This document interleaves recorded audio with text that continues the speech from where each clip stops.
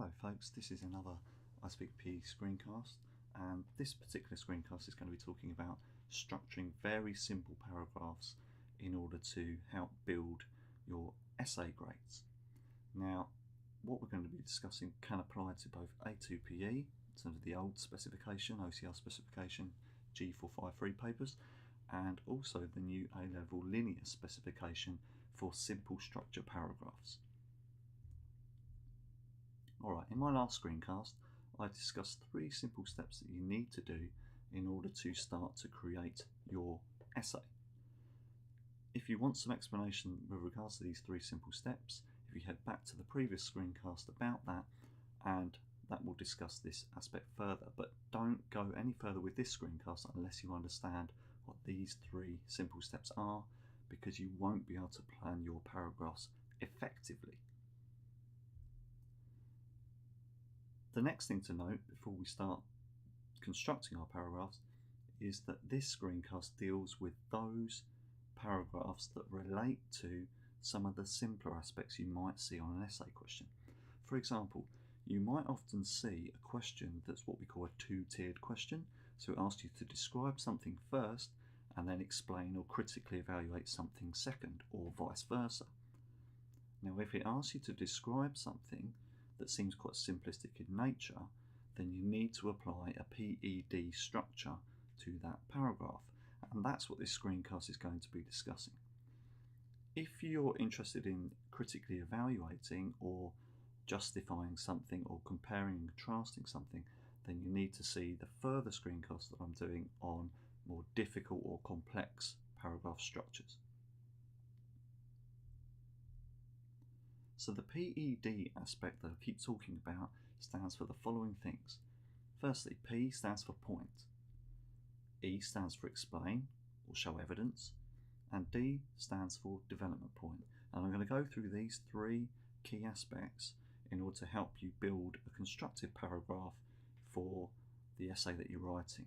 And if you follow those 3 simple processes, you'll end up with high grades in terms of what you're writing about.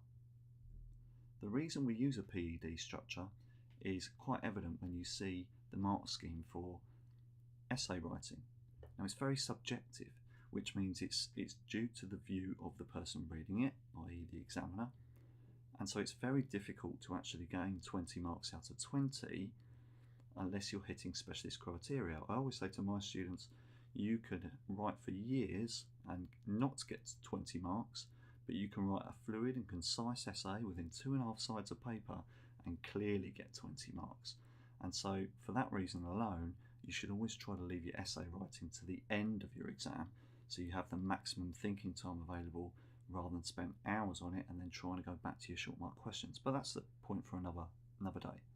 If we look at level 3 and level 4 aspects of the criteria, they show 2 important things, which says good knowledge or detailed knowledge and clear understanding or excellent understanding. So we've got to show this regularly to get into the top band answers.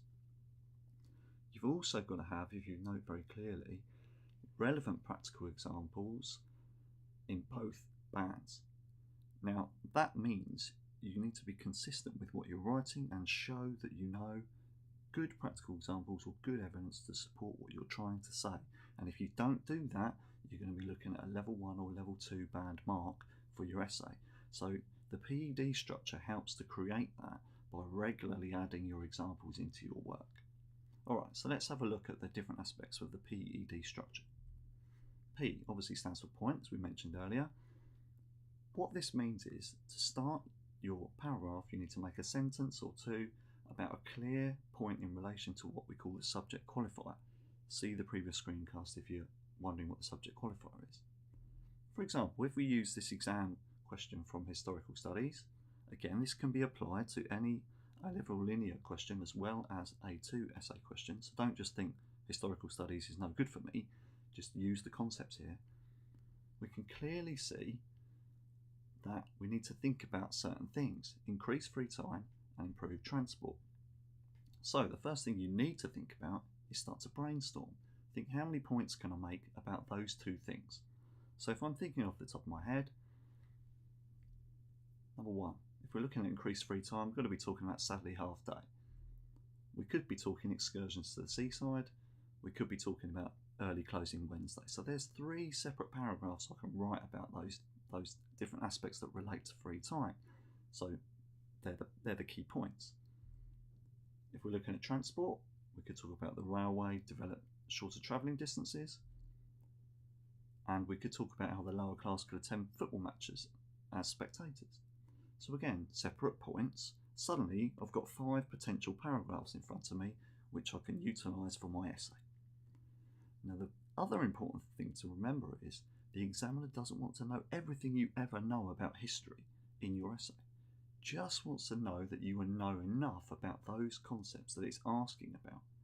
And so that's why it's important to stick to 1 point per paragraph. Don't go into more than 1 point in 1 paragraph, because you start to end up waffling and your paragraphs will become less constructive. For example, I wouldn't start talking about Saturday half day as my main point and then start dribbling on about excursions to the seaside in the same paragraph. Stick to 1 point. You'll make things easier for yourself and it'll be clearer to the person who's reading it. After the point comes the explanation.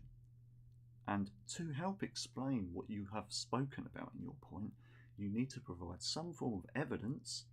So that could be scientific evidence, if you're doing an exercise physiology exam question, for example, or a specific example from the period of time that you're talking about in history, or a specific sporting example if you're talking things sports psychology, or again exercise physiology, or within the A-level linear concepts, use specific sporting examples where you can. Again, going back to our question, we need to now think about the points that we just made. Can we back them with particular practical examples or specific examples or evidence? So thinking again, we've taken our point of excursions to the seaside, looking at increased free time. After I've written a couple of sentences about excursions to the seaside and what I mean by that, I could then use a good example. Factory owners would give employees 1 paid day off to increase productivity of their workforce. And we could use that to help build our paragraph together. So I'm giving some evidence to back the point that I've made. Once you've gone through the P and the E process, the next thing is, once you've identified these, of course, through the 3 simple steps screencast that I did last time round, you need to look at the development point. The examiner's going to think to you, well, so what? You've told me this lovely piece of information about people having excursions to the seaside. What do I need to know about this sort of stuff? So you need to apply that initial point to what the question is asking you. So that's why it's really important to underline the development points before you start to write your paragraphs. So again, if we go back to this question, yes, we've got increased free time and improved transport as subject qualifiers. The development point is, how have those things affected the emergence of rational recreation from 1850 to today?